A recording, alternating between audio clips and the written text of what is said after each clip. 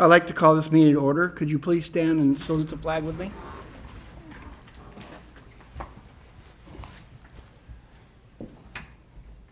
Ready? Begin. I pledge allegiance to the flag of the United States of America and to the republic for which it stands, one nation, under God, indivisible, with liberty and justice for all. Are there any changes to the agenda? No, Mayor. Council, do we have an approval of the agenda? Make the motion. Do we have a second? Second. Motion's been made and seconded. Roll call, please. Mayor Pro Tem Singleton, Aye. Councilman Atkinson, Aye. Councilman Horn, Aye. Councilman Ramirez, Aye. Mayor Ramsey. I also vote aye. We go number 2, awards presentation, appointments, and proclamations. Number 1 is Mid-Valley, SB 1383. Presentation is Joe Hestor? Joe Heisdorf, I'm not him. Oh, I know. Fancy cool coffee at disposal. Just briefly want to give you guys a quick update. I think it's on. Try the button by your right hand. 1 sec. Sorry. Oh. Maybe Larry's trying to get. Is it on, Larry? It sounds like he's on I'm a it. pretty loud guy. Oh, there we go. You're on. So I just want to give you guys a quick update of some things that have been happening. I have not been out here for a while to discuss those things with you. As far as like recycling updates, things of that nature. But first off, I want to let you know what a safe crew you have running in Coalinga and the West Side in general. We recently awarded the West Side operation. They got 1,000 days of incident-free operations, which is pretty incredible considering the amount of containers we're picking up, the amount of cleanups we do, not just Coalinga, just the moving parts of operating garbage trucks on a daily basis. It's the 6th most dangerous job in the United States, and these guys are absolutely crushing it. So 1,000 days, we're probably at 1,200 now. So we took them on a fishing trip out to Morro Bay, Verge's Landing, rented the whole boat, had a great time. So you have a bunch of great guys, 17, 15, 16-year guys as well that have been with us a long time. So I wanted to just publicly congratulate the drivers and operations team and the guys who run the yards and things of that nature. They're doing a great job, so you guys can feel safe having them run around your streets. Obviously, we're running ongoing assessments when it comes to education. I used to talk about that here quite a bit. So I want to let you know, 250 businesses were hit in 21. That's our people going out, knocking on doors, providing education to multi-units and regular businesses as well. We've got a cleanup coming up on the 23rd. I like announcing that publicly, make sure people know about it. It's from 6 a.m. to 2 p.m. We always serve a hot dog, a bag of chips, and a soda. It's really just a good community event in Coalinga. It's the only cleanup that you get a meal from in all of our cities that we provide services to. Literally, that's a fact. You can take that to the bank. So I wanted to announce that as well. And with that being said, I'm gonna let Joe Heisdorf kind of take over on the 1383 stuff. Good to see every single one of you, and thanks for having us out here. Appreciate it. Thank you, Isaac. While we're talking about hot dogs, they did serve hot dogs on the fishing boat. I was there, and a few hot dogs went overboard, so it was a fun time. What we're here tonight primarily is to give you an introduction to a new bill passed in 2016, so it's not that new, SB 1383. We just got the final regulations on this bill last October, so we spent a lot of time digging into what our requirements are going to be. It's a groundbreaking type of bill in that it's unprecedented in its approach to solid waste. It's a climate change greenhouse gas bill that landed on organics waste disposal. So there are some very specific things, some new mandates. It is an unfunded mandate. The estimates are statewide. This is going to cost $20 billion to implement these programs. There is no funding. There are no grants earmarked for this bill. So it's going to be a challenge. It's something we're gearing up for. So we're here tonight just to give you a preview and just a general overview backdrop. So next slide, please. You should have a remote right there. and we point it. Oh, crap. Sorry. Hang on. Oh, I guess it's not. It's showing on the wrong monitor. We got to go to, well, let me see here. Here we go. So, oh, we're skipped ahead. I got it now. Thank you. Like I mentioned, it's a climate change bill. It was passed in 2016 by Governor Brown. The goal is to reduce short-lived climate pollutants, and they've identified a major source of that as organics being decomposing within landfills, releasing that methane gas. So this bill aims to not only reduce the amount of food waste going into landfill, but there's also a food rescue recovery component to it to redistribute 20% of edible food to the food insecure. So it's a pretty wide-reaching regulation, and so we'll cover a few of those things tonight. Kind of some key dates. January 1, 2022, that's when the regulation takes effect. So the regs have been passed, they've been finalized. There was a 4-year comment and input period. And so we finally got the final version of the regulations, like I mentioned late last year. The regulations take effect January 2022. There are enforcement mechanisms in the regulation that take effect in 2 years later, 2024. So there's kind of like a 2-year working it out, if you will, period before there's mandatory like penalties, fines for not complying with what's in the bill. Again, the goal is to get 75% of the organics out of the landfill and recover 20% of edible food and redistribute to food insecure. So this bill is not like I mentioned, it's not really a solid waste bill. That 100% of the requirements are put on jurisdictions. So it's a little bit unique in that it's not centered around haulers or hauling operations. It's a statewide bill in every jurisdiction. So every municipality in California has the same requirements. And so they've gone that approach to standardize. And the idea is that you're going to have the same program whether you're in Redding, San Francisco, Coalinga, San Diego. You have a lot of the same exact programs with the same sort of information and color containers, whatnot, on no matter where you go within the state. Like I mentioned, there's an edible food recovery program. There are education requirements on distributing education to generators on the benefits of food recovery, greenhouse gas reduction. Jurisdictions are required to secure processing capacity for their organic material. That is on a checklist every year. You have to certify that you have an adequate outlet for your organic material. And then there's, again, mandatory compliance and enforcement that go along with that. Like I said, it's kind of a wide-reaching bill. It touches all parts of government operations. You're going to have involvement from public parks, health department, public works, obviously. Also, supervisors, code enforcement. They've got public transportation fleets on there. I mean, there's a piece about renewable gas and requirements to purchase, be it biodiesel or renewable natural gas. So it touches all aspects of what we do, especially around handling our solid waste.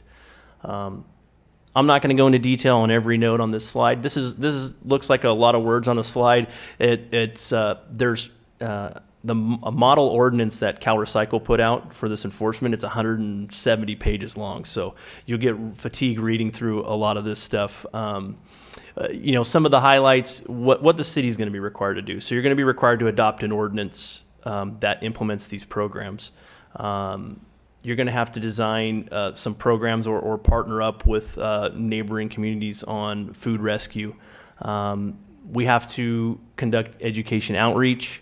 Again, the monitoring, there's contamination monitoring requirements in this as well. So we could get into a lot of details, but again, this is an informative kind of overview of to what this bill is about and what we're going to be required to do going forward. again, additional jurisdictional requirements. There's a procurement requirement I alluded to as regards to natural gas and biodiesel. That is also centers around compost. So there's a calculator on CalRecycle's website. It says based on your population, this is how much either compost, mulch, renewable diesel that the city itself is required to purchase and procure. We can help in that effort, but again, it's a jurisdictional requirement. The first reports are due April of 2022. So you're gonna be required to report on Q1 of 2022, and then there's annual reports thereafter, in addition to the quarterly reports. Okay, so some of the good news then. We have our composting facility in Kerman. We built this facility. We knew this bill was coming. Again, it was passed in 2016. So we've been preparing for this literally for years. Our facility in Kerman is fully permitted to handle a mixed organics stream. What that means is we can accept both food waste and your yard waste, green waste. We grind it up. We put it into a covered composting system that reduces actually 95% of the greenhouse gases that go along with traditional windrow composting. And we're able to churn out that composting process in a shorter amount of time, 8 weeks, as opposed to traditional windrow, which could be 90 days. So we have the capacity, so that's a box that we can check for the city of Coalinga. That's not something you're going to have to worry about. Currently, all of our material here would be transloaded through our facility, through our transfer station down south of town here, and we can move it to our facility there. So that's something that we're ahead of on the game when it comes to other jurisdictions. So that's a box we can check right away. If you haven't been to our facility, again, it's a state-of-the-art facility. It's the largest one of its kind in the state. We recently expanded it last year. We have 24 total bunkers. We can handle about 90,000 tons a year through that facility. So we've got plenty of capacity, and that's something that we can certify. So we've got that part covered for the city. That's kind of a general overview. Again, this is an informative presentation. Happy to answer questions. Reminder, Gino is the recycling coordinator for your guys' city. Our staff will actually be expanding. We're hiring quite a few people gearing up for this effort because we know it's going to be a lot of work and there's going to be a lot of costs associated with it. So you'll be seeing a big team on the Mid-Valley side here in the very, very near future to specifically address these requirements. So I know that's a lot to take in. I'll try to speed through it, but if you guys have questions, I'm more than happy to answer. Yeah, I got a couple questions. Okay, first one is, are you guys gonna be adding another can color to the mix? And if so, what's the cost to us? So great question. You guys have a 3-can system now, and this bill actually dictates throughout the entire state that you will go to a gray, blue, green can system.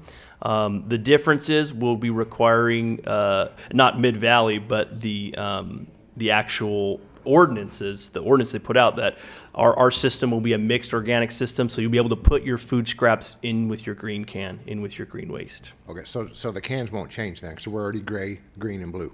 Correct, yeah, Okay, yeah. so there won't be any brown or There- red there- or any other color? No, right. There's brown is going to be out. There are new labeling requirements. We're required to label them differently, but that's something that we'll be rolling out. Any new containers. So we've already started doing that with our containers. What's the additional cost to the citizen? So CalRecycle Change. has put out. It varies by district. The average is 30%. That's what's out there. It's anywhere from 20 up to. I saw Madera County went up more than 50% in their rate. I know our rates just went up, so we're getting ready to hike them up again. That's Just something to cover this part of it? that's something we're going to have to look at. It's not a certainty, but it's going to be based off the cost and how we're going to share some of the burden with the city. But there's definitely costs. There's absolutely costs. You have a rough guesstimate on what the cost is going to cost us, the city of Coalinga, citizens, and the city per year? Specifically, I couldn't give you a specific number. Again, it's going to depend. There's a lot of different factors, but we're positioned to do it at the most cost-effective way. That's that's our position. I mean, that's what we're here for. So you're probably just gonna end up with another employee or two in the area just to kind of cover Certainly. just this part of it. Yep, certainly, yeah. And you're gonna add to you're gonna modify your yard to accept green waste and or trash separate, or you gonna do it all together? So that's a good question. There's some permitting things that go along with that. So I don't have the details right on the tip of my tongue, but that's something that we could look at. I don't know that it's going to be necessary. We're going to design the program around whatever's most cost effective and efficient currently, without changing too much. Right? We're kind of going to approach it at a minimum threshold sort of approach. Yeah, we're already dealing with citizens complaining about the last hike up. They just want to make sure there's not going to be much more. Yeah, it shouldn't be. Again, I don't think we're going to be in that 30% range that is averaging out there. We're not in that. Mid Valley isn't, but there's going to be costs, and a lot of it comes down to how are you going to capture those, right? The state has said go hike up your rates, so that's been their answer so far. Now, next question. Are you going to have to put in some type of a retrieval gas system like how Avenel has their setup? Are you going to have to do the same thing here, just in that area? No, we will not. Because it sits there just such a short period of time? Correct. You would not be actually processing anything there. You'd just be transferring it through to another, or direct hauling it, or trying to get a way to haul it straight to Kerman. Yeah. Yeah. Anybody else have any questions?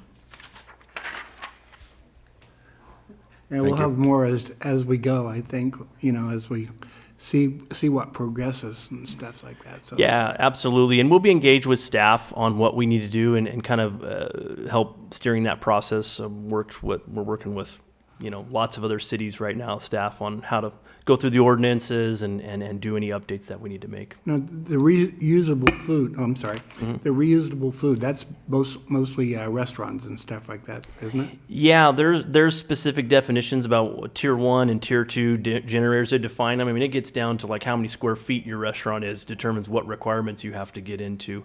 It starts with like grocery stores. The good thing is a lot of those establishments already have some programs in place for that. I think that the step down is going to come in a few years when it starts to creep into smaller restaurants that are required to get programs. It's not just the big box grocery stores, it's even the small grocery stores. Yeah, and again, and without getting too many details, there are specific waivers that certain people can get. We've looked really hard at even rural exemptions. It's not going to apply. I mean, it's a very, very specific like exemption category. Basically, they want everybody on board with this. So, yeah, Okay.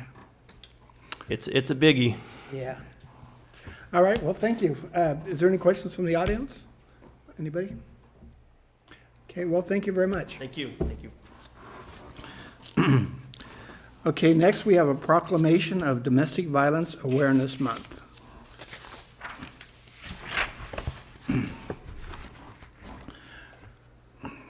This is Domestic Violence Awareness Month. Whereas domestic violence impacts countless individuals without regard to age, race, religion, or economic status. As the victims suffer at the hands of a spouse or a partner, it affects their children, families, and entire communities. And whereas domestic violence is widespread and affects over 12 million men and women in the United States each year, and at its most tragic level, kills an average of 3 women every day, and whereas over 7,000 domestic violence calls are made to enforcement agencies in Fresno County each year, and is Fresno County the only dedicated provider of domestic violence, safe housing, and support services. Marjorie Mason Center serves over 9,600 individuals affected by domestic violence each year, and whereas each October the formal recognition of Domestic Violence Awareness Month allows the community to acknowledge and show their support for survivors and advocates for the end of the cycle of abuse through education, and whereas a partnership of organizations has emerged to directly confront this crisis, we are achieving success. The Marjorie Mason Center, along with law enforcement, health care providers, clergy, and concerned citizens, are helping in these volunteers and professionals and increase public understanding of this important problem. Therefore, I, Ron Ramsey, Mayor of the City of Coalinga, do hereby proclaim the month of October as Domestic Violence Awareness Month and urge all citizens of Coalinga to work together to end the cycle of violence in our community. In witness thereof, I have set my hand and caused the seal of the City of Coalinga to be affixed this 7th day of October 2021. And I signed it. And as we just proclaimed October as Domestic Violence Awareness Month in the City of Coalinga, I would like to invite all community members ages 13 and older to visit the Lisa Project, which will be held in this room at the Coalinga City Council Chambers from October 14th, 2021 through October 20th, 2021. The Lisa Project is a unique, multi-sensory exhibit experience allowing the visitor to hear, see, and experience the reality of the world of child abuse. Through auto narration from a child's perspective, visitors are guided room by room through scenarios depicting child abuse. This experience is fully immersing each guest into the world that these children face on a daily basis. You do not have to be a child or a parent for this to impact you. Child abuse impacts every paying citizen. Our goal is to bring the Lisa Project to Coalinga, is to make our community more aware of child abuse by providing positive and helpful steps at the end of the exhibit to protect children and strengthen our families. And I'd like to thank everybody for that.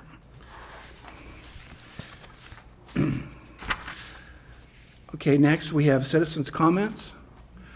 This section of the agenda allows members of the public to address the City Council on any item within the jurisdiction of the City Council. Members of the public, when recognized by the mayor, should come forward to the lectern, identify themselves, and use the microphone. Comments are normally limited to 3 minutes. In accordance with state open meeting laws, no action will be taken by the City Council this evening, and all items will be referred to staff for a follow-up.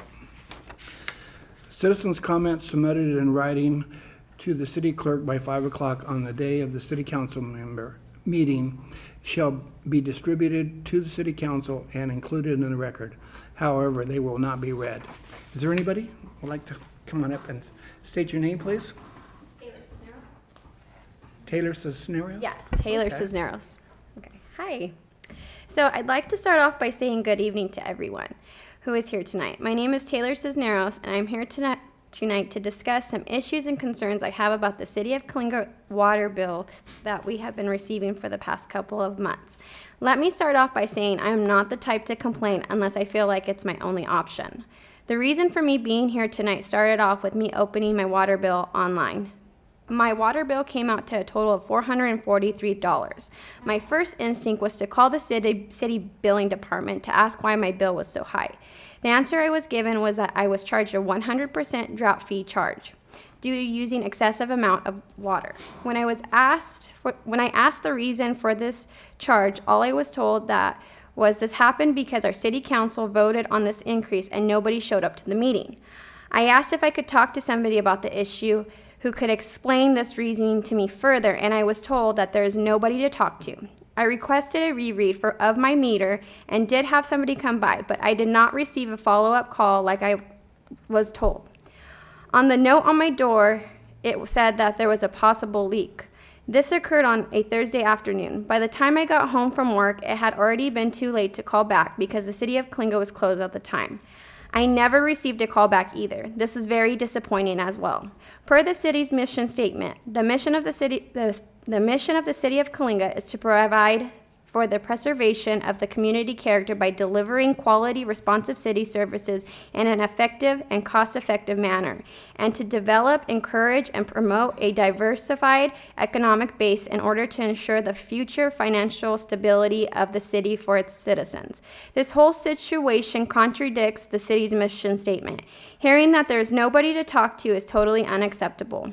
In the field I work in, which is the education field, there is always somebody to talk to and to work issues out with. Another issue I have is that I keep hearing how our city councilmen are not working together. The way billing for our current water crisis was completely wrong. As I recall from about a decade ago when we were in a drought, there was never a charge done like this to Coalinga citizens. I believe this decision to bill citizens was completely wrong and not thought through properly. Information on why the drought fee was not done properly. Yes, there was a documentation in one of our city bills explaining this charge, which did not make sense. The paper that was sent out to citizens was confusing to all. The letter did not have information on how the fees would determine the calculation. In the resolution, the wording did not state how much of a reduction the Bureau of Reclamation would require. The city also failed to include the city ordinance information and the actual resolution information that was adopted. Citizens should not have to do their own research on the city website to inform the consumer why they had to do this. The governor only signed an executive order to reduce 15% of water consumption while the city did 30% with no explanation. I will be filing a formal complaint to the Public Utilities Commissions to request if the city fairly informed the community and fairly charged drought fees to their citizens. Here are the following ways I believe the issue should have been dealt with prior to imposing these drought fees. First, there should have been multiple ideas on how to deal with the current water crisis. I would have appreciated having my input taken into consideration. A virtual survey and a hard copy survey could have been sent out that consists with full detailed explanation that is easy for all to understand. A letter from our city manager or council members via email and through a hard copy would have been a way to communicate to our citizens clearly, to even go above and beyond. A sample water bill showing the different percentages and charges would have been very educating as well. The point of me being here tonight is that it is time to start communicating with Coalinga citizens. I feel the way that this was done was so that the city could get away with charging these fees free and clear with no consequences. Hearing from city council members and council member families that I need to get involved in order to change minds is another excuse. I do my due diligence and vote. I am a working mother who works 10 to 12 hours each day. I wear many hats and do my part in helping our community daily. I shouldn't have to worry about the city of Coalinga making decisions that are not in my favor. I will take responsibility in saying I did use too much water, but the reason I almost used 60,000 gallons of water is because a tile in my pool cracked. I am thankful that my water bill helped me figure this issue out, but I am very disappointed that I am being charged a drought fee on top of trying to repair my pool. I am able to deal with these financial hardships, but what about other community members who are barely meeting ends meet? When speaking to one of the city workers on the phone, I wasn't even offered the choice of spreading this fee through other bills. Even PG&E doesn't stick their customers with a huge bill due to high electricity usage. I truly wish that in this current situation, our city council and city team would have thought of an alternative decision that wouldn't have put their citizens in a financial hardship. Everybody I have talked to with families who are already conserving water were still charged a drought fee. Are you telling me that these people need to consider the hygiene of their family in order to conserve? That is flat out outrageous. This way of trying to get citizens to conserve water makes no sense, and I can guarantee you that is why we didn't make our goal of conserving water. No other city in our surrounding areas did this to their citizens. I shouldn't have to be involved in order for our city to make decisions that do not hurt our residents. That type of comment shouldn't be the answer to why this situation occurred.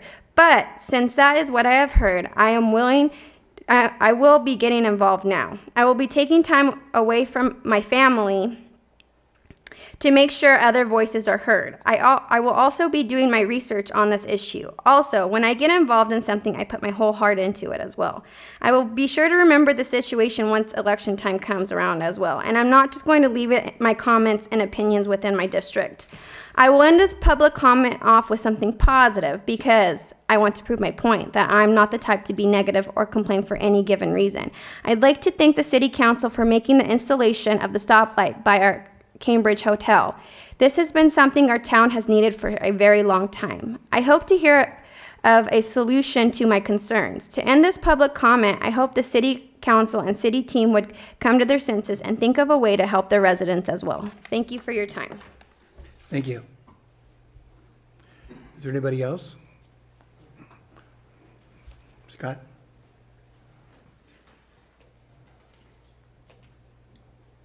Good evening, Council. Scott Netherton, Executive Director, Coalinga Area Chamber of Commerce.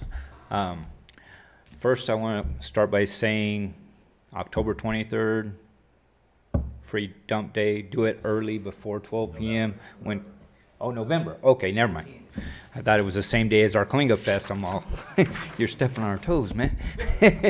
No, I wanted to begin by mentioning what we have coming forward, October 23rd.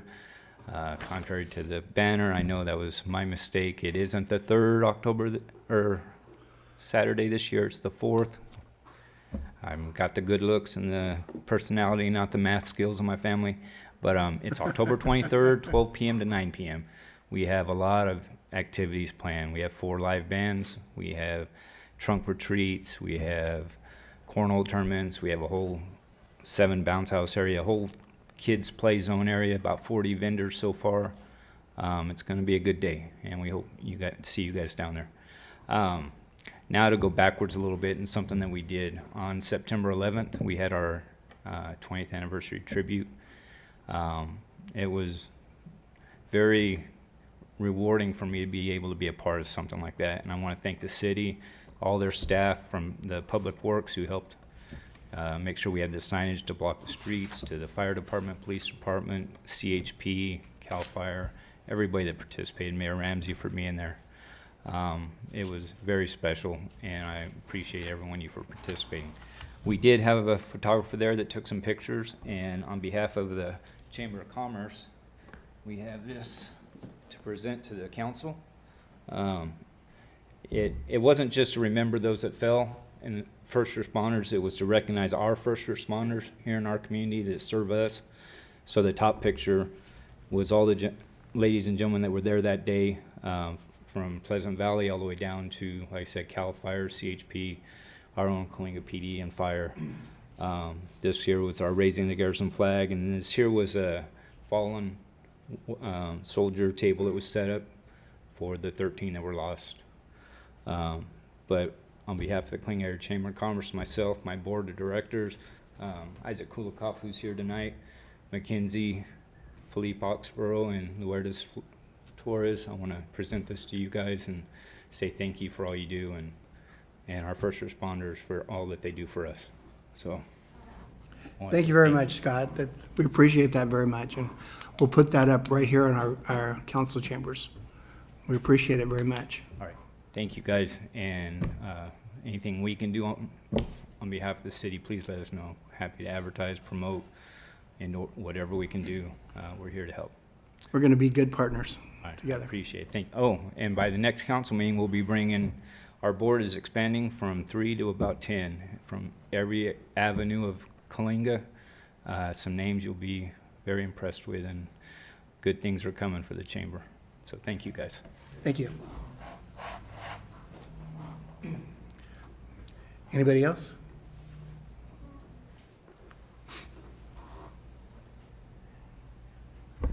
Mayor, Council, Nathan Vosberg, speaking as a citizen. So, I have to say that I somewhat concur with Ms. Cisneros' ideas.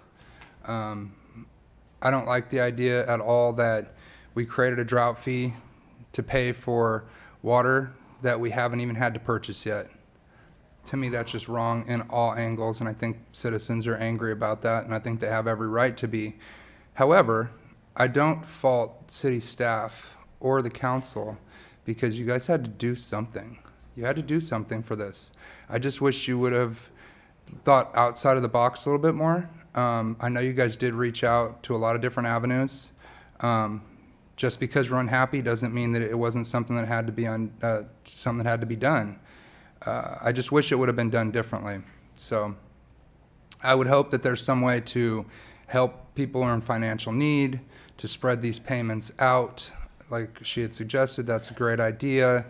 If there's anything that we can do, I think not so many people saved water, and so I don't know how this is going to cover the cost. I see us still raising rates if we end up having to buy water at the $2,000 per square acre foot rate. I think a lot of people don't understand why the city of Coalinga had to do this and why other places didn't, but it's all in where you purchase the water from.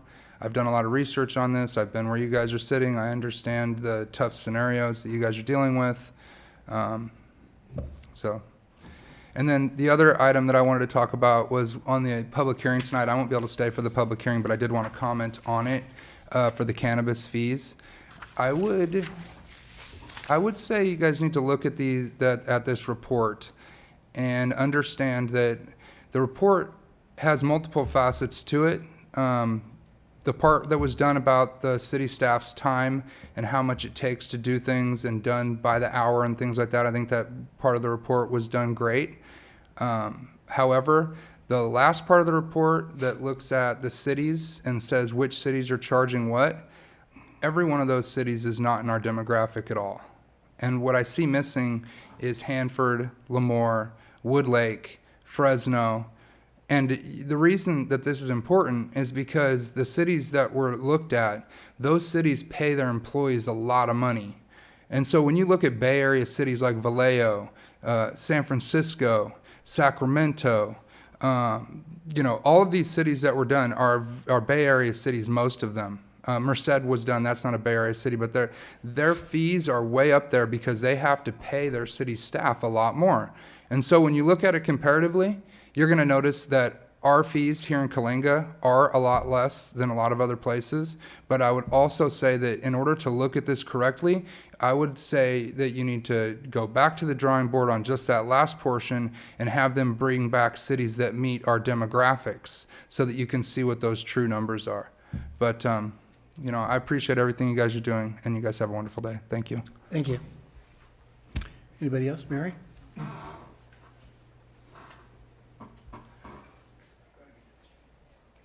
Mary Jones, not to beat a dead horse, but I think the thing that bothered me most about what has happened with the water is it's unfortunate timing that we're billing people for using water, and for some families, like have 8 people, 10 people in their family, they're gonna go over that 15,000 gallons.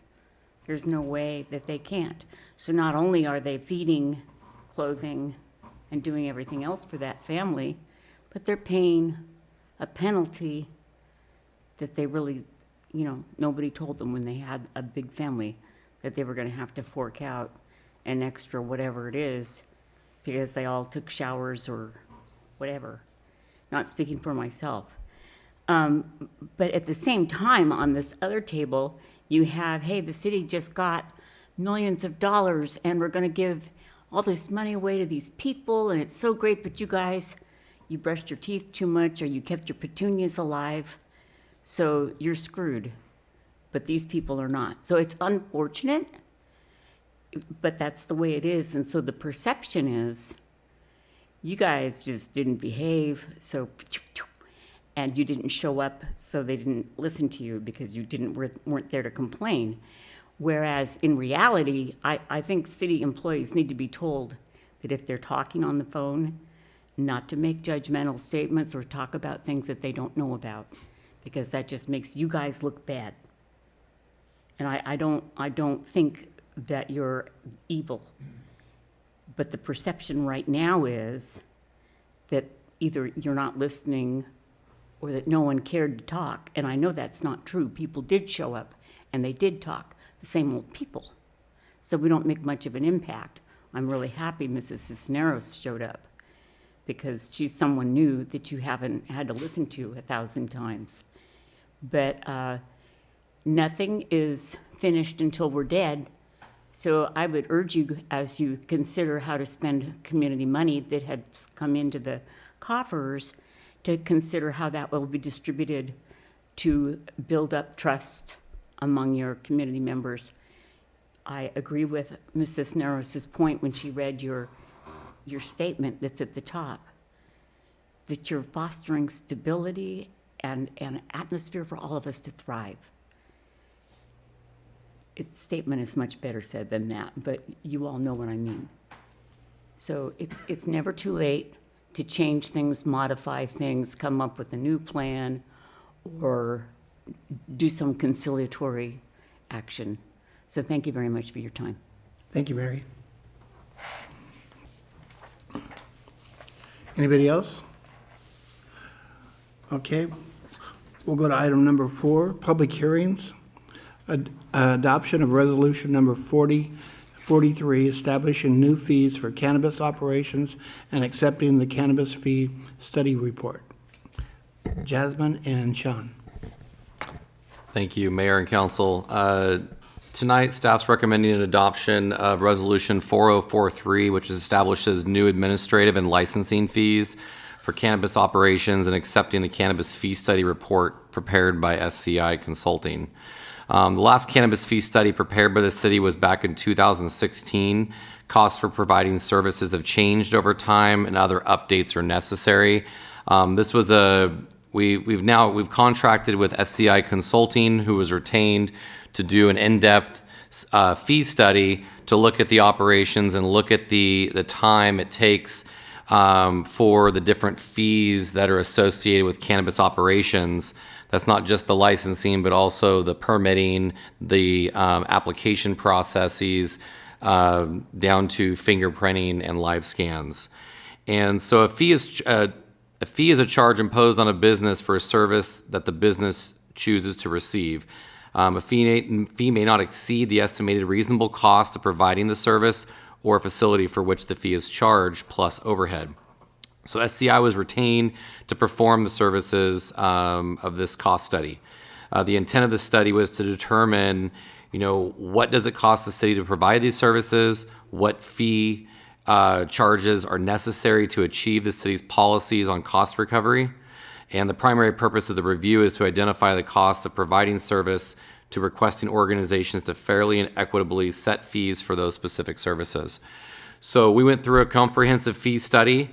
We have attached a copy of the fees in terms of what is being recommended in the actual study itself.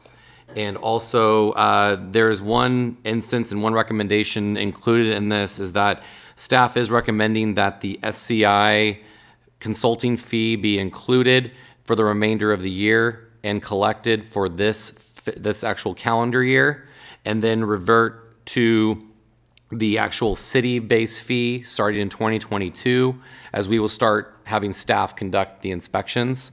So as you can see, I think it's on page 10 of the report, it has the annual fees, and then there's also the SCI fees. So what staff is recommending that so when we send out letters for 2021 out to all the license holders, which was deferred until this fee was adopted, that we're requesting those fees be collected for 2021, and then in 2022 we would do the annual city fee as the city would start taking over those quarterly inspections. So if you'd like, I can kind of give you a little breakdown on the fees, how the fees are structured. They're structured a little differently to simplify. Previously, we had separate license fees for different license categories. In order to consolidate and make it a little easier, we actually set one annual commercial cannabis regulatory permit fee for all license types. So it's the same fee, because as we went through the study, we found that the same amount of time is spent on pretty much any type of license. So no matter what the type of license is, it's pretty much a similar amount of time that we spend, monitoring that license, issuing tax requests, putting the tax forms together, putting the requests out, the monitoring and compliance. However, with cultivation, We've also included, because cultivation's more of a scaled type operation compared to a lot of other manufacturing operations, distribution operations, cultivation can get pretty big. And so what we did is we actually set up a scale for cultivation operations where you pay a base fee, and then every 20,000 square feet of canopy beyond the initial would be a small incremental cost associated with just, really it's more geared towards the inspections, really. If you have an extra 20,000 square feet, you're going to do a little bit more of an inspection on that particular area. So we've included an additional kind of cost that adds to that base fee based on the actual square footage of canopy. With that, just looking at comparison from current fees to the new fees, it's probably about a reduction of almost $30,000 per year, roughly. Maybe give or take a little bit less in terms of what we currently charge and what this new fee is. And I think I had the information. So currently, I had it up. So just in comparison, a manufacturing volatile license currently is $46,000. And so with the new fee, and with the new fees in place, those fees will be $85.76. So it's substantially decreased. We really focused on honing in on what we actually have to spend on these licenses. We have about almost 5 years under our belt now of monitoring these facilities and issuing licenses and monitoring the licenses throughout the year. And we feel that this number is a very aggressive number in terms of what we feel our hours spent are on these licenses.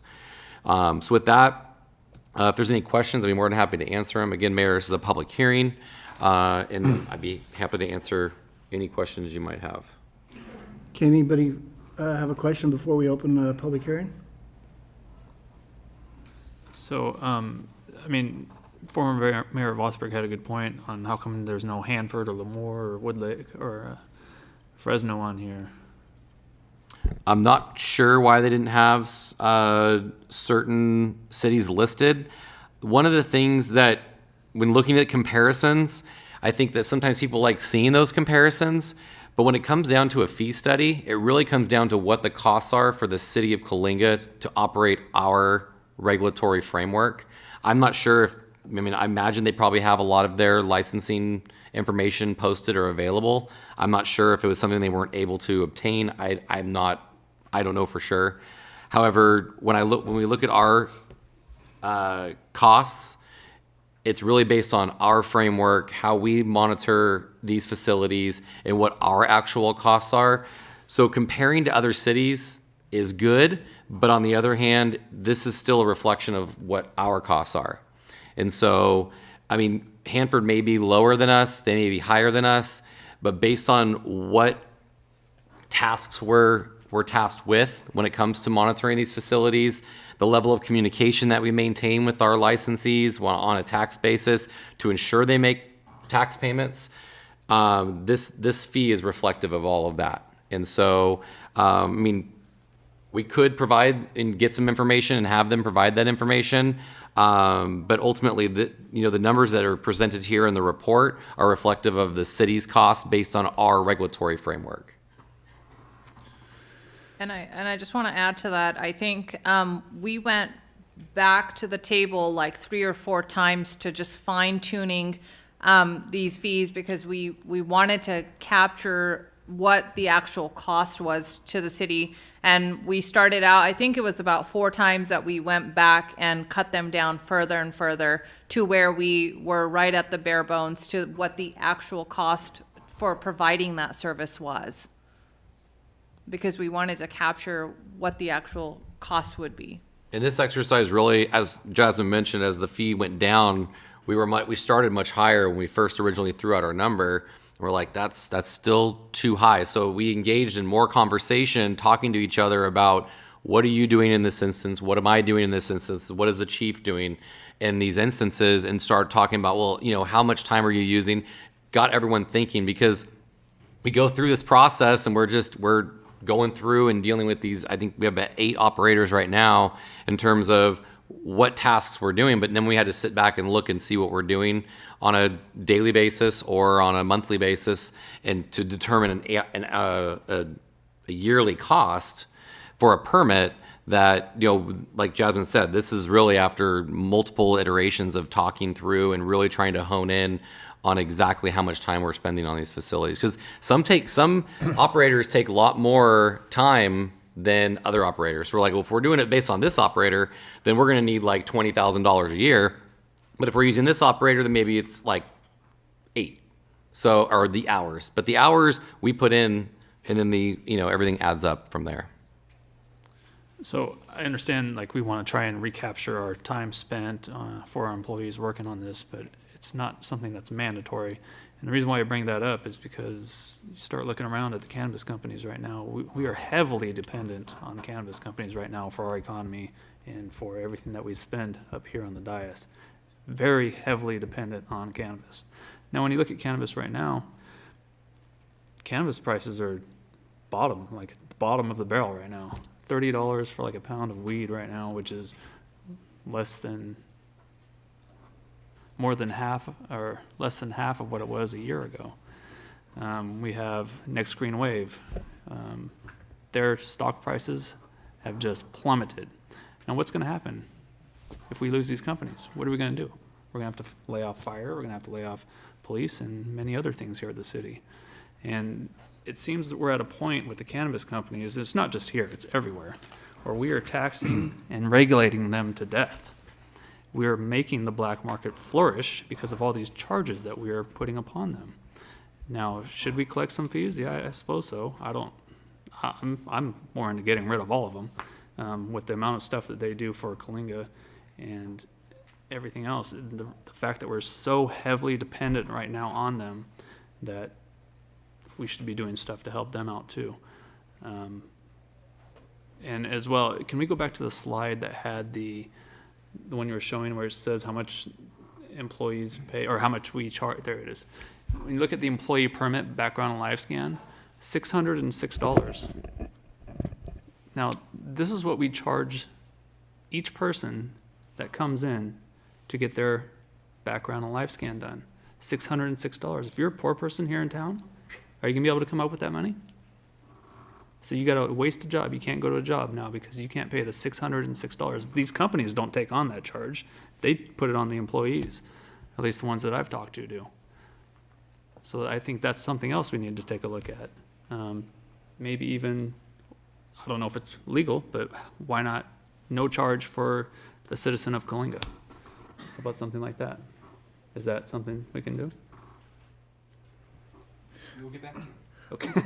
What's our actual cost for a live scan? Based on our analysis and talking with the police chief and the staff time it takes to do that's a full background, because the requirements that we have, it's a full background plus the live scan, that's the actual cost. That's the city's cost, based on the employees that actually work on that task at a fully burdened cost.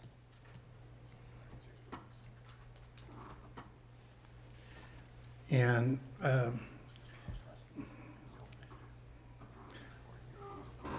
think we ought to go with what it costs us, because we don't want to subsidize people. Well, if they're from Coalinga, we could maybe lower it a little bit, but I still say we can't charge nothing on that, because we do live scans on other things. And there's a live scan, you can see the live scan rolling fee, that's $55. It's not very much for like the live scan itself, but the employee permit is a full background check.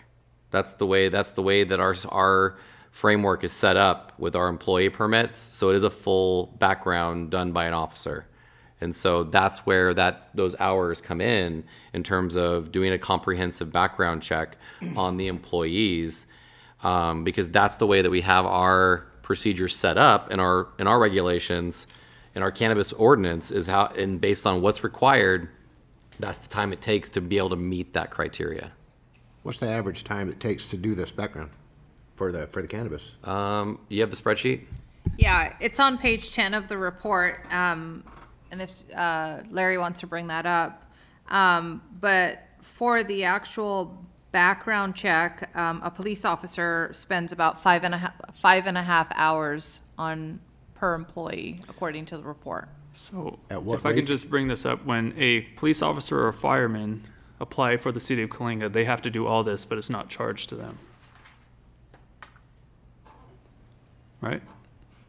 You don't charge applicants to go do a background check on themselves, right? Yeah, but they're actually working for us. Yeah, the employer. Right, I get it, For but- our employees, we take on the cost as part of the hiring costs related to them. So with that being said, is there some way that we can come up with some type of a program to cover the ones that can actually afford the cost? Because they do need to get to work? Is there something that we can do That's, there? I mean, That's a Sebastian can policy look at question. that. I know it's, from my understanding, is that most companies pay the employee permit fee for the employees. I don't know which ones do or don't. I know that when a lot of these companies started up originally, they sent all the employees here, but basically the companies paid for these. So I'm not sure. I don't know who. I'm not sure, Adam, who you had spoke to about who paid it, because I know there's probably some that have. We've even encouraged some people to say, hey, get your employee permit, because then you're eligible to work. So when a job becomes available, you can get on. But I'm not sure about, I know when certain businesses start up, typically the businesses pay for it, but I may be wrong. I'm not in the police department. The chief's not here to answer that question, but I'm not sure. It was, I'm not gonna call him out here, but yeah, it was one of the bigger ones here. Okay.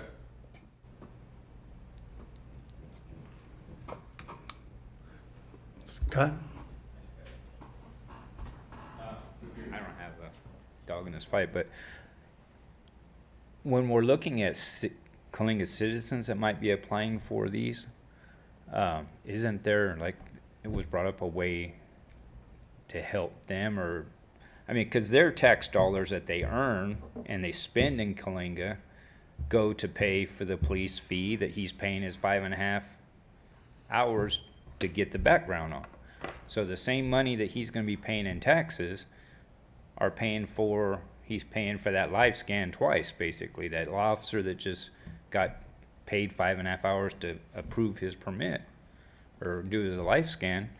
Now I got a job. Now I'm paying for his 5.5 hours again and again and again. I mean, I'm not saying it shouldn't be anything, but, you know, especially ones who are coming from out of town that aren't even, you know, they drive in, do their job and leave. That's one thing, but, yeah, I mean, 606 is a lot for anybody to pay right now, I would think. But again, you know, if we call the ambulance, we pay for that. I mean, if we call police, we don't necessarily pay for that. I mean, our tax dollars pay for their services. Well, this is a service they provide.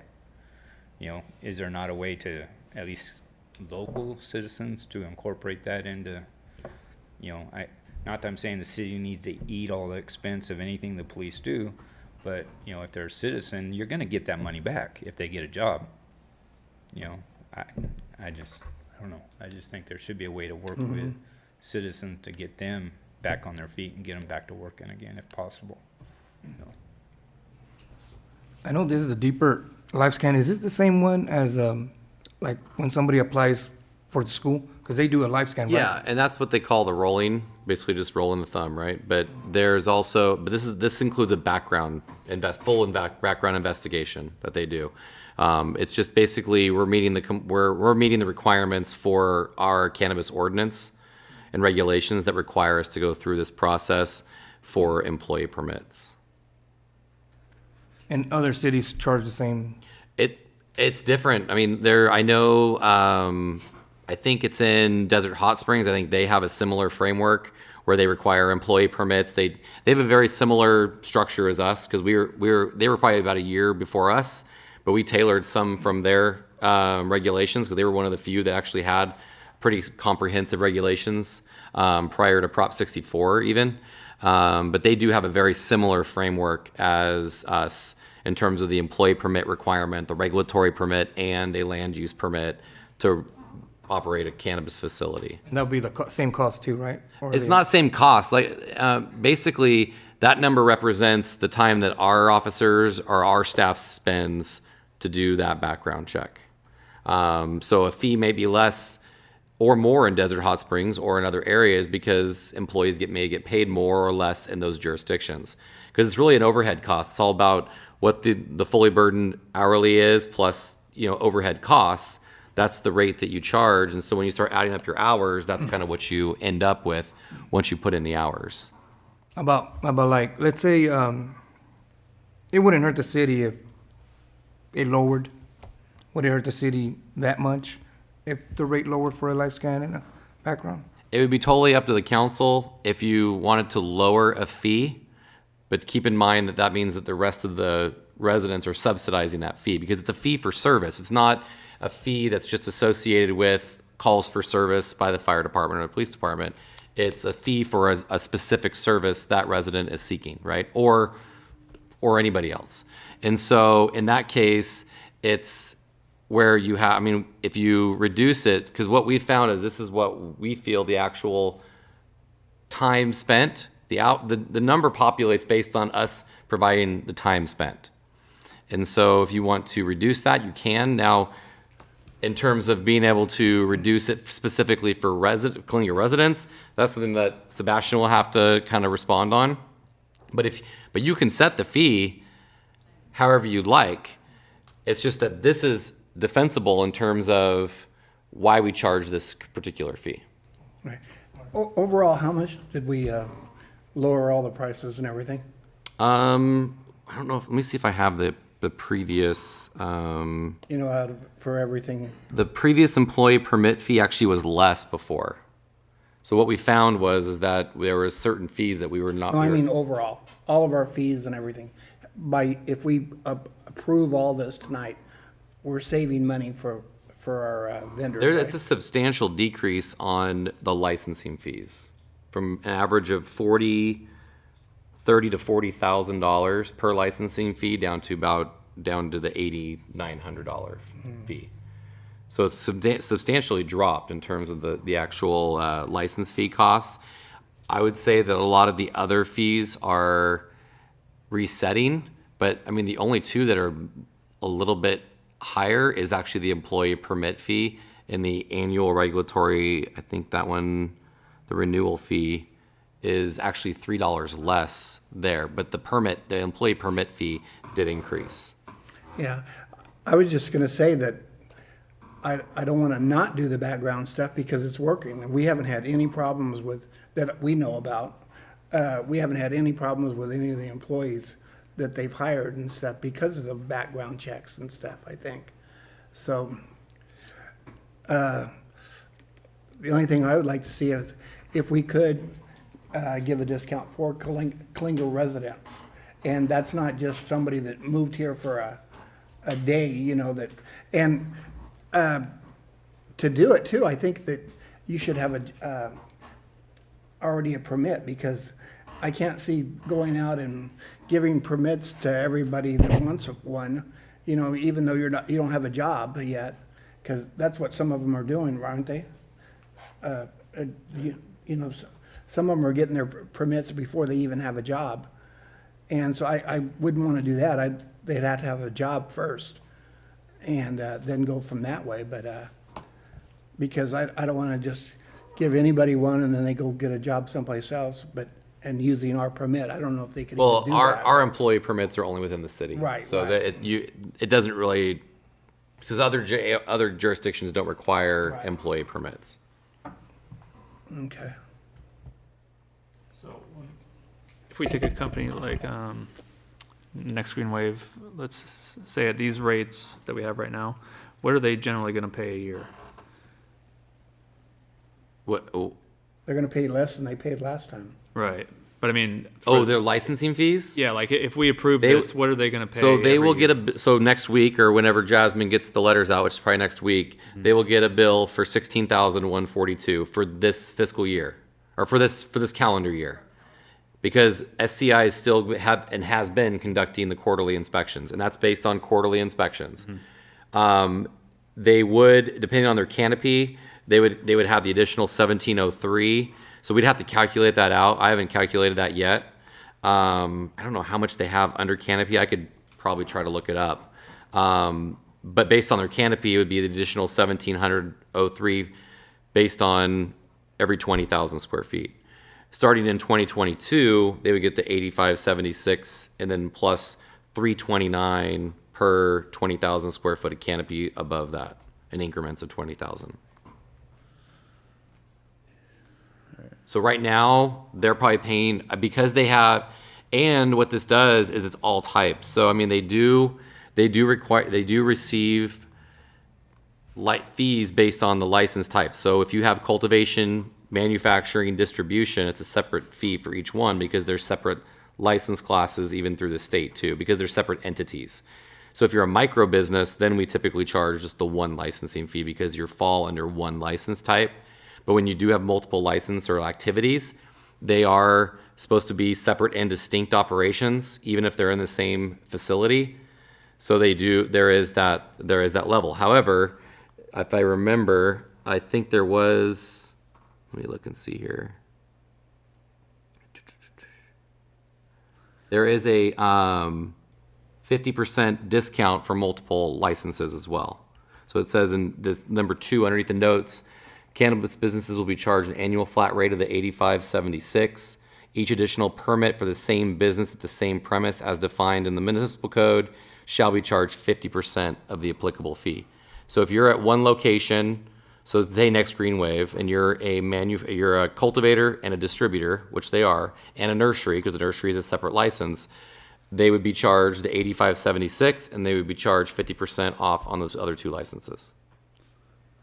So looks like they're about $20,000 a year. So instead of they're over, I think right now their licensing fees are probably over $60,000 or $70,000 right now, because they have a nursery license, the cultivation license, and they have the distribution license. Got it.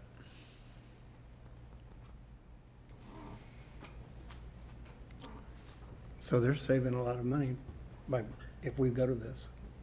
They would be saving a lot of money. Yeah, it would be a significant reduction for the yeah. licensing fees, yeah.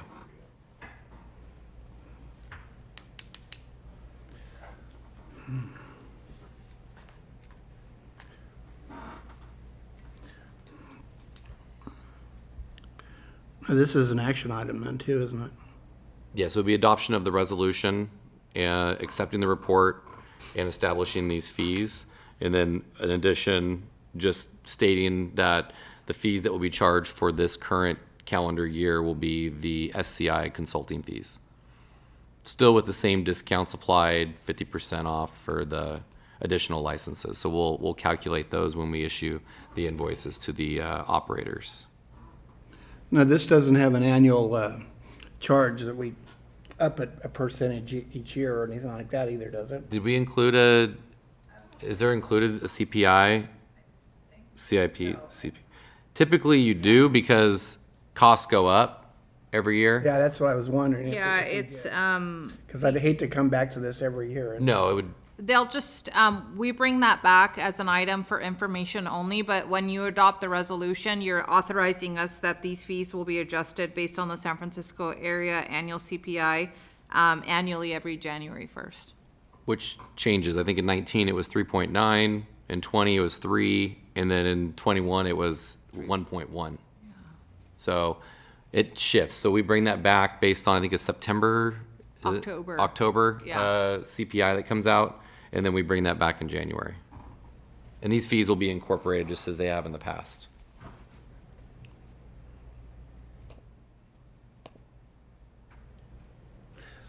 Now, has any of the other, any of our vendors seen these fees now?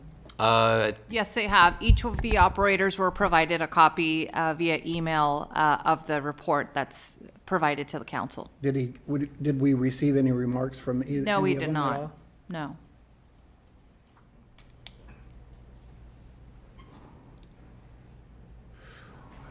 Now, if we did this one tonight, but on the employee permit, if you were, and could we give a discount on that one and still okay everything else?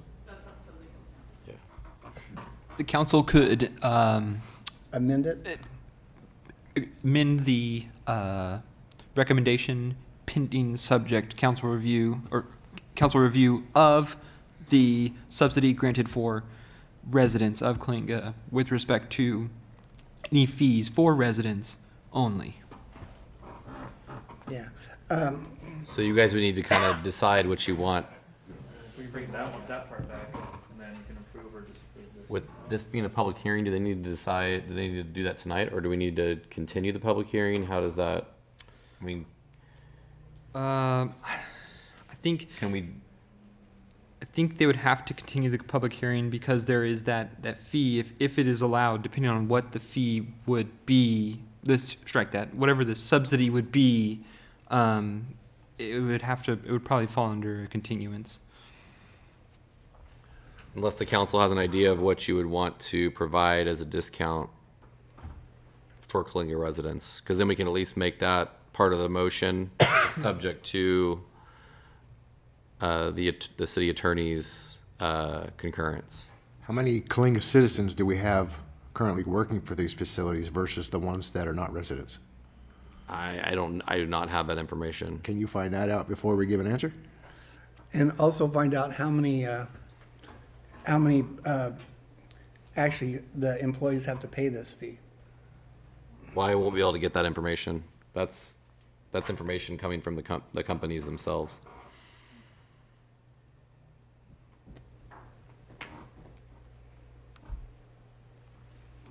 I mean, I can ask the chief to see if, I mean, we have receipts probably from all the employee permits that have been issued to find out who paid for them. I might be able to do that. But I won't be able to go directly to the employer. You could have instances where the employee pays for it and seeks reimbursement from the employer. That's true. To that effect as well. Yeah, so it might be. So in their city record, it'll be the employee themselves paying, but they might have an arrangement with their employer of some sort.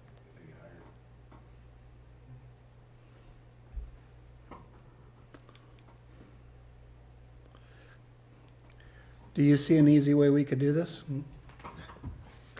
You're the money expert for us. I don't, but I do see where the council is coming from with regard to this, since we do want our residents to be eligible to work at these businesses.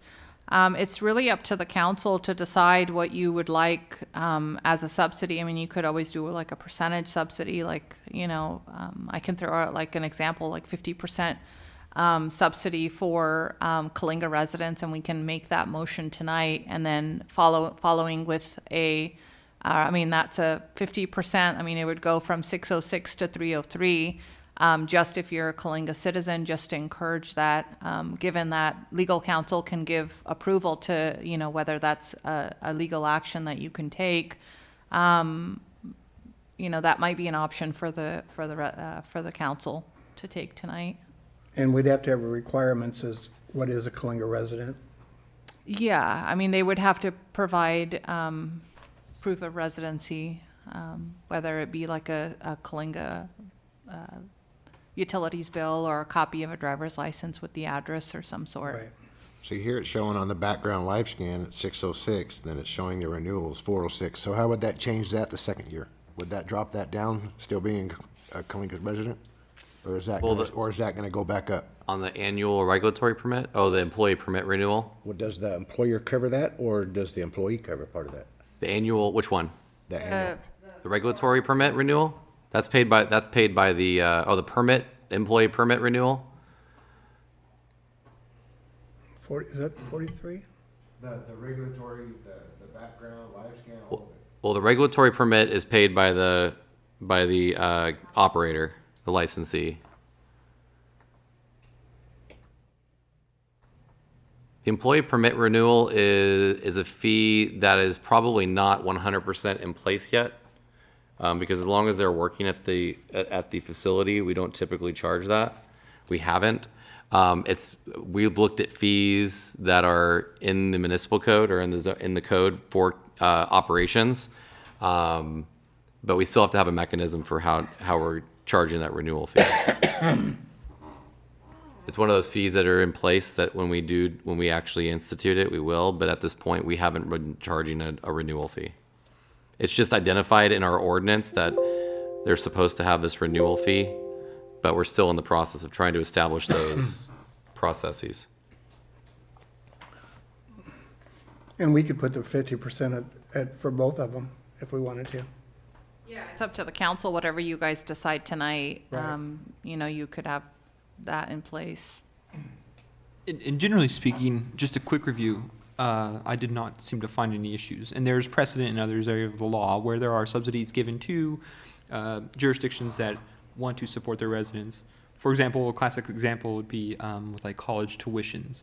That's one where there's a fee associated with residents versus non-residents. I don't think it's going to be an issue, but I would like to check one or two more things out before giving a final answer. Oh, we could still do it tonight pending your decision, so. What would you guys like to do? Table it, the whole thing? Till we get an actual figure that we can kind of work with, make the citizens, employees happy, and still worse where we're not getting screwed. How long can we table it, or what, I mean, how, Well, most likely it won't come back till November because Yeah, we're not putting but- anything else on the agenda for October, for the second meeting in October due to the workshop for the ARPA funds. So it would be continued for another month. now, are we charging more fees? We're not between charging now and any then? fees right now. Between now and then? No, they're deferred until we get the fee study adopted. Okay. Yeah. So we're not costing anybody any money, or we're not losing any money either, are we yet? No, and in reality, the fees, I mean, if this is the only issue that the council has is the employee permit, then, you know, in reality, all the other fees we know are going to kind of go through, but it's just a matter of, we have to get everything formally adopted before we can send out those requests to the operators to pay those. So they're going to be paying those, and they're going to get a subsequent letter another month later for 2022.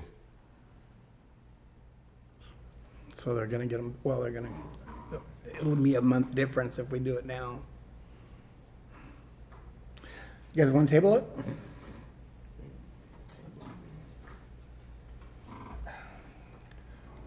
Anybody got a motion? Or do you wanna go with a, How often are there hold on. renewals? Is it every 6 months at a set time, or does each one separate? What? Their renewals? The renewals Employee annually. Permits and everything, Annually. so they all have it at the Annually. same exact time? Yeah. Okay, so it would be easy to do that. Okay, just one quick question. Since I'm not advocating that the city subsidize anything, like, you know, what I'm asking is, even if it's a city resident, could they maybe even do, for something like that, do you allow payments if they pass it and get hired? I mean, is that something maybe 50% off and then the other over $50 a month over a 6-month period or something, while they bringing in a paycheck and spending taxes in the, I mean, is that something that could be, in that way the city isn't losing the money, but they aren't having to come up with it. It's not hindering them from getting a job, is what I'm trying to say. I don't know if that's something that could be considered or not. Jasmine, is that possible? I mean, it's definitely possible. It's just administratively, it kind of just increases the time that went into this original cost as well. So it's counterproductive because we're spending more time administrating that payment arrangement.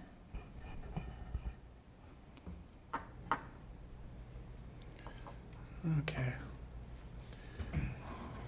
Mary?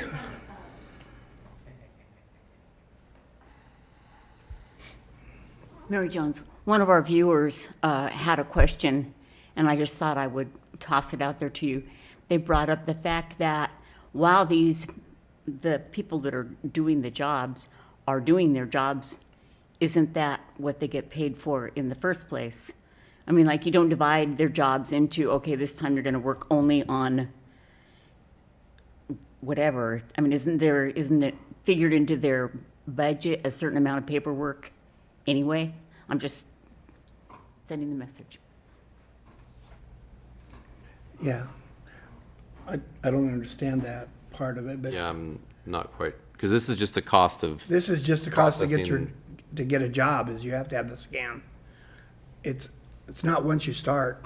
No, I'm saying if somebody, if a city employee has to take time to do a certain job, you don't compartmentalize your jobs, that they're gonna work 40 hours a week. And I know that it takes a certain amount of time, but they would be doing something. So And basically, we're since having it's- employees who show up every single day, 4 days a week, and we pay them for 4 days a week, regardless of if there's a cannabis company here or not. They're still getting paid for those 4 days a week. So why are we charging more when we're already paying that employee to be here to do work for the city? That's the right. point, yes, thank you.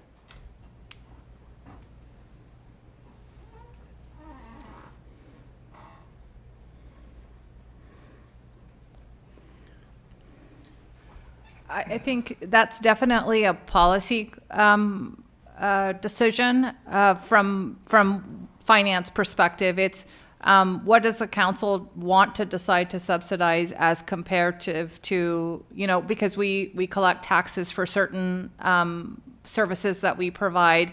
Everything is fee or tax based as far as governmental services. And so it's up to the council, which aspect do you want to subsidize and which aspect do you want to collect the cost recovery for services being provided.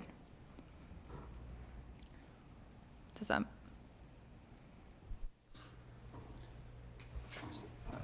The only real other thing I'm going to say is, whatever we decide to do today is fine, but I would like to see a lot of the surrounding communities and what their fees are. I think it's very important that we see that so we know what we're charging compared to what they're charging. If we are charging significantly more than what they are charging, I think it's very important for us to look at that and see why we are charging so much more than they are charging. And if we're charging less, great. But that's one of the things that I would want to see before I could vote yes on this. Yeah. So I'll make a motion to table it. I'll second that. Okay, well, have we opened the public hearing yet? Did we even open it yet? I don't know. Yeah, I don't think we did, but, Might as well okay, open well, I'm gonna open the public hearing right now. Anybody like to say anything on this subject? Table until, and then set the date. Okay. Anything else? Okay, with nothing else, we'll close the public hearing. Okay. Does it keep it open? Yeah. Mayor, you actually want to keep the public hearing open, and someone will have to make a motion to continue the public hearing to a later date, which, if the council so chooses, will be November 4th. So I need to open it back up? You didn't use the gavel yet, so maybe Yeah, you're okay. okay. You're fine. You're good. I'm good? Okay, the public hearing is still open. We've had a motion and a second to table the public hearing until November, our meeting in November, Should be November 4th. 4th. And then we'll make a decision then, and we'll have a lot of our questions asked and answered by then. And one thing I just want to make a statement too. A lot of these smaller communities around here, they're looking to us for the fees because we've started all this stuff before they did. And they're looking at us for the fees and stuff. So a lot of it, we're setting the example for them. And it's working for us right now. Everything that we've done is working for us. I mean, we're gradually bringing our fees down, but we're still charging what it costs us. So it's not costing us, our citizens, a lot of money right now, but it's helping the city. So I want everybody to remember that too. We don't want to start you know what I mean? Subsidizing. Yeah, subsidize. I can't even say that word for some reason. But I don't want to start having to do that. But I do want to help our employees, or not our employees, our citizens and stuff. So with that, this is tabled right now until November what was it? November 4th. November 4th. Okay, next we'll go to consent calendar. We have 7 items. Is there anything anybody would like to pull?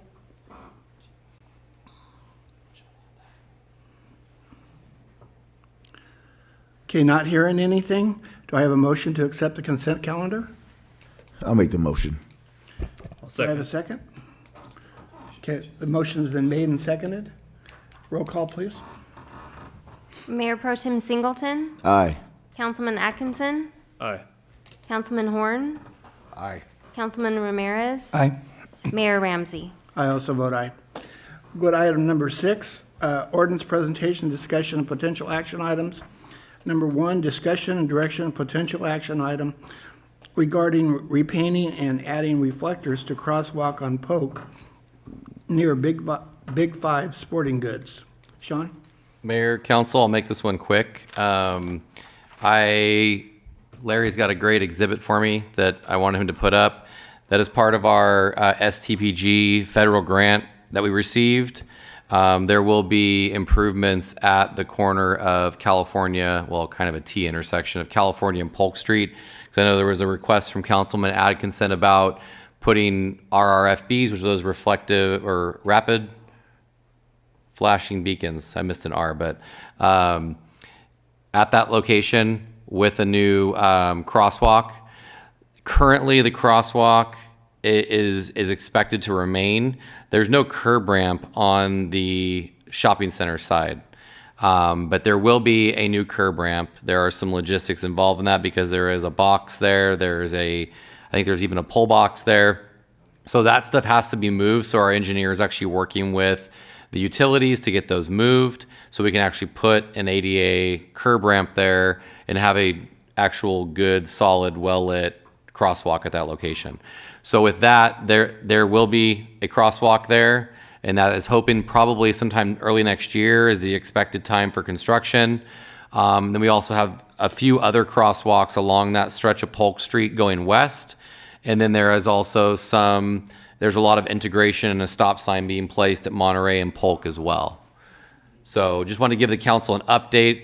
If you had any other questions, I'd be more than happy to answer about that project. Yeah, the lighting right there. Have you guys done anything about the lighting? If not, that can get done right away. That can get done before the sidewalk and anything else to be able to see the crosswalk. I go through that road a dozen times a day. The And light- at nighttime it's bad right there at that crosswalk. At that crosswalk? It needs to be brighter because you've got people that are coming from the south that are coming from the north going south towards Big Five that are under those trees and there's no light. You can't see them until they're actually in the street. Well, the RFBs are extremely bright, so when those come up, you'll be able to see it. There is no lighting proposed in the project because it's actually surface transportation grant money, which is primarily really geared towards the road surface, not necessarily the lighting improvements. Once our goal is down the road, once we're actually able to obtain the streetlights from PG&E and have ownership of those lights, it will allow us a better opportunity to be able to incorporate additional lighting within the city. And it's a goal to do a study around town to really identify deficiencies, to really start looking and honing in on those areas. And you're expecting to put one of those the blinking pedestrian signs too? Yes. So that'll probably help then. Make a big Couldn't difference. you just put it on the other side of the street? What? The the crosswalk. That way you wouldn't have to move all that stuff. Just put it on the right side of California Street instead of where it is right now. And that way you wouldn't have to move everything. I think there was some reasons why we didn't do that. I think it's actually because we wanted to keep it in the same location. But if it's serving the same thing and it's cheaper to put in, Well, and it's already we're away from that big tree. It's already funded. I mean, for that location. I mean, we could possibly look at a scope change, but There probably needs to be lights there anyway, so I'd like to see lights added at some point when they do yeah, and it is something we definitely want to do. Is we want to do an analysis the on lighting. Yeah, the light is nothing. There's no light there. There The is reason why I no brought light. this up is because I There know is a light there.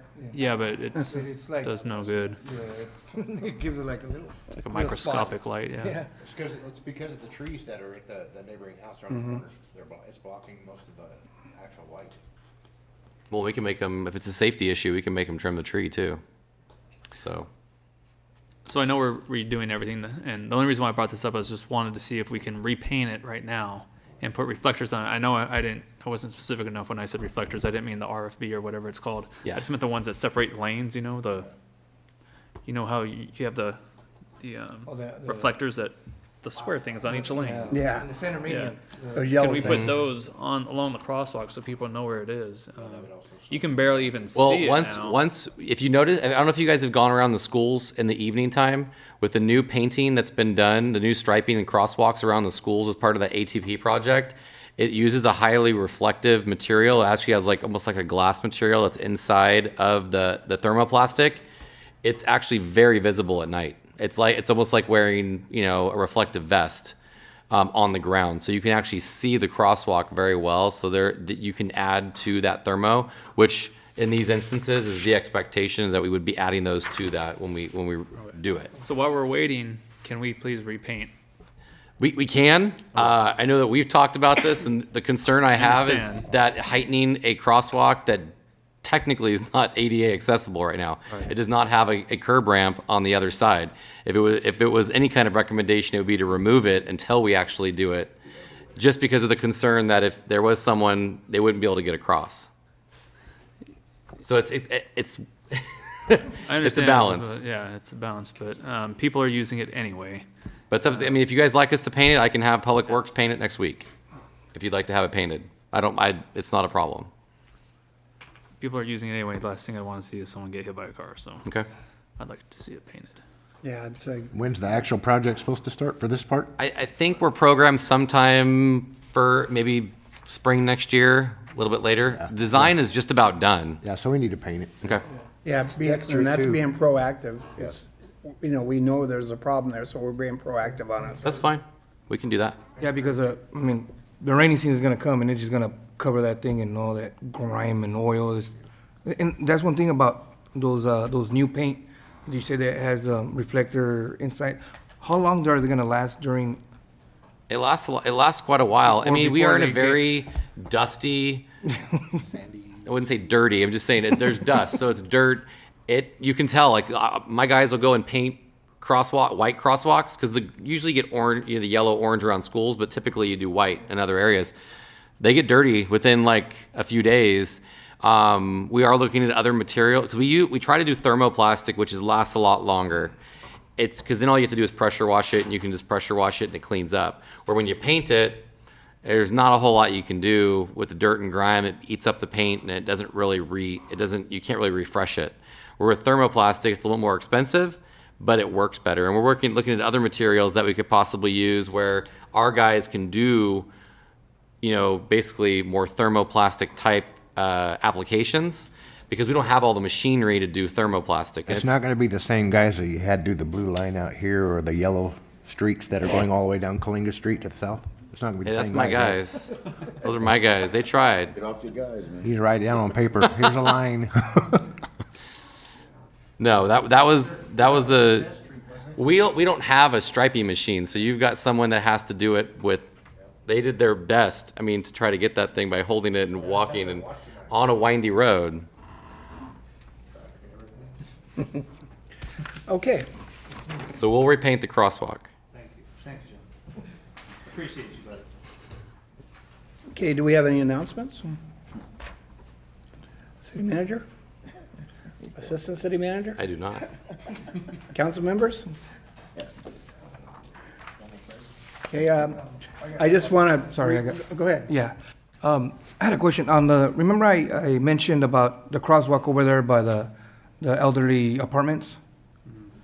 Fifth and Elm, or Fifth and Post. Yeah. Is there a way that we could, I stood there and they're still having trouble crossing. I know that it's by the store.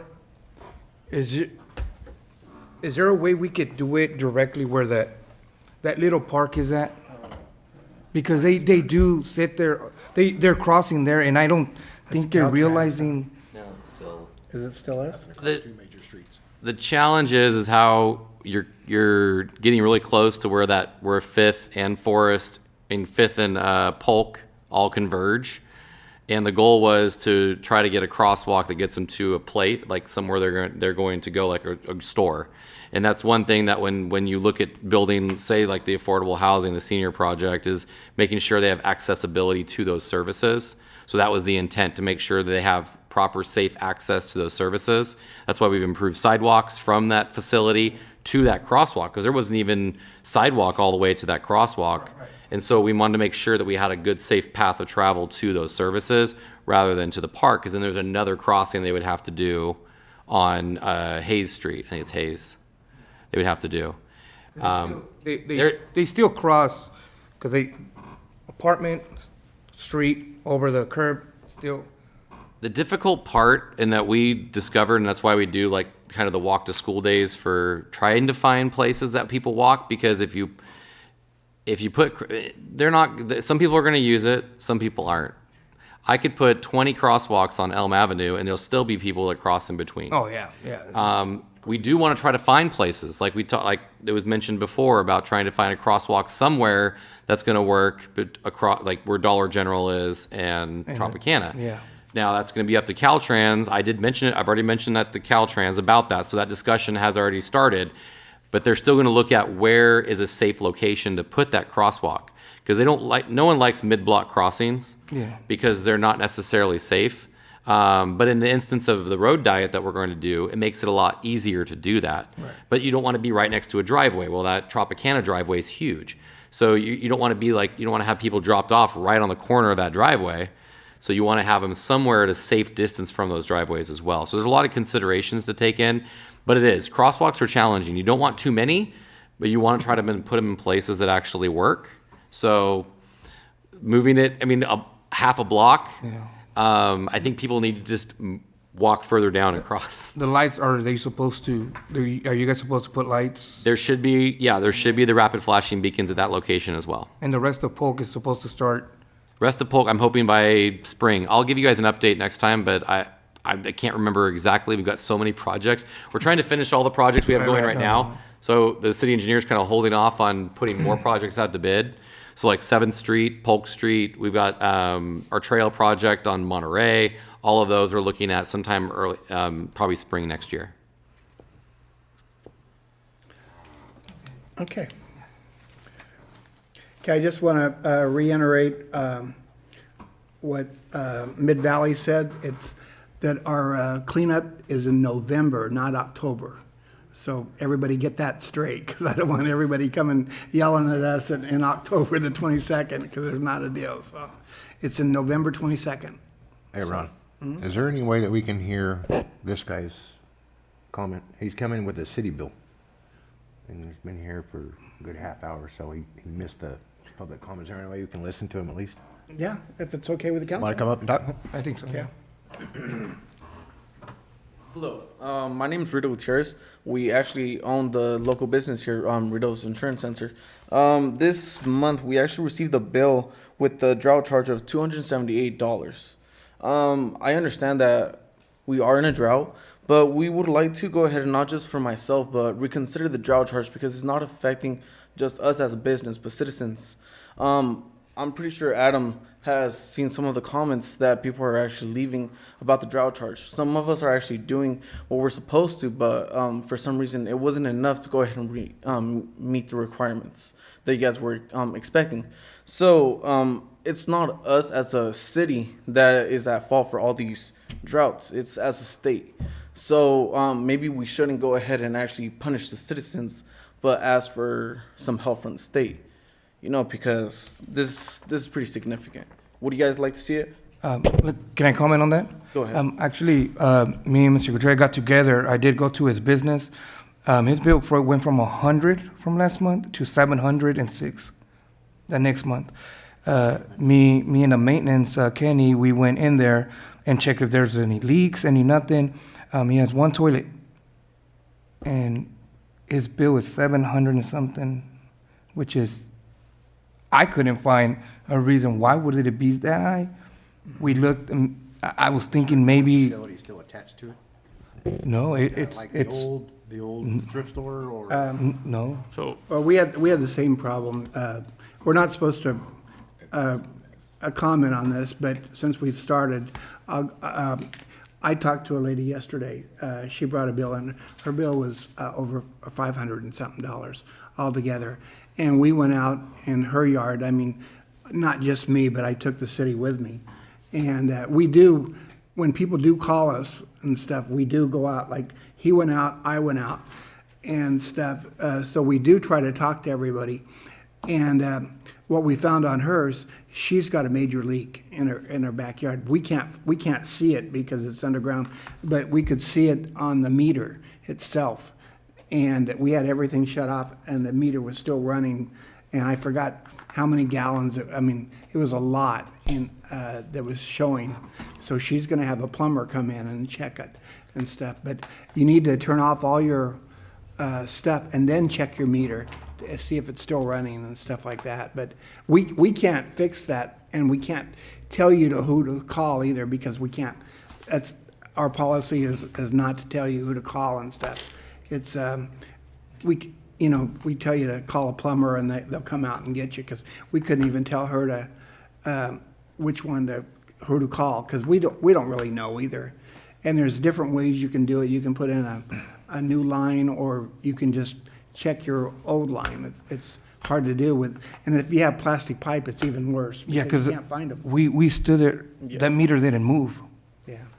That meter, I mean, for that many gallons that you would And then think. you could have them, the city come in and they could check your meter too. They can check, make they sure actually it's did. working right. They actually did? Yeah, so actually, that's what we were first thinking. Maybe it was a leakage, but it actually wasn't.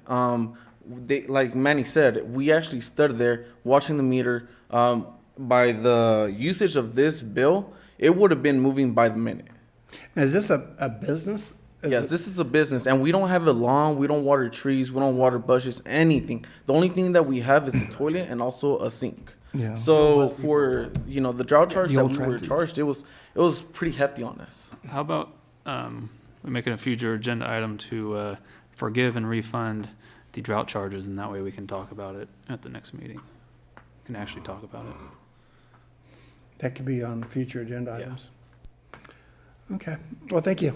Thank you. Okay, future agenda items. Did you write that down, Shannon? Yeah, I would anticipate that coming back in November, just based on my previous comment about the next meeting scheduled for the ARPA funds. So that'll be Marissa's call, but I'll let her know. Okay. Anything else on future agenda items? Is there, I mean, we really haven't moved forward on this drought and things, and I mean, every month is getting more difficult. And as you mentioned, Mayor Ramsey, this individual, that she had a leak, and I don't know how much money she's gonna have to pay over the charges. Mrs. Cisneros having a pool leak, and now she's gonna have to pay that, not being her fault. I would like to see it taken out. Well, we've got it coming up for a Yeah. future agenda. Oh, I thought it was just gonna be a Yeah, refund. No, we got it Taking on it a out? future agenda item. It's already done. It's- Okay, Yeah, he's that'd already be brought it awesome. up for a Okay, future all agenda righty, item. then that sounds good. Yeah. I don't think you can because it's not on the agenda. No, there's no action. Yeah. Yeah, we're not supposed to respond. Well, the moratorium got extended, Pardon me? I thought that there was an announcement that the city was not going to turn off anybody's water. Right. Earlier, I thought I saw on a note somewhere, a bill. Yeah, we're still under a state of emergency, so we can't be. Yeah. So we're not turning off water, no. Yeah, the same policy holds for turnoffs for non-payment. Just that I think it's been extended to December 31st. Yeah, they just extended the moratorium like 2 weeks ago. We're gonna talk about it at another meeting. So we can get all the information out there, yeah. Is that not getting violation? Yeah. Yeah, for our policy, we are, yeah. Okay, anybody else have anything? Okay, we have no closed session. There's no announcements. This meeting is adjourned. Thank you guys for coming. Thank you.